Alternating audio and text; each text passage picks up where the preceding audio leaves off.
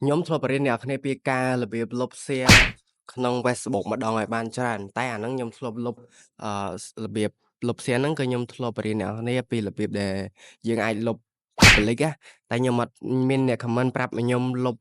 ឲ្យបរៀនលុប share private ប៉ុន្តែខ្ញុំមិនដែលបានមានពេលបរៀនអ្នកគ្នាទេដោយសារខ្ញុំបាត់យូរហើយដំបូងអ្នកគ្នាចូលមកកាន់ Facebook របស់យើងមក account profile យើងហ្នឹងហើយយើងចុចអាកន្លែងត្រី3នេះអូខេ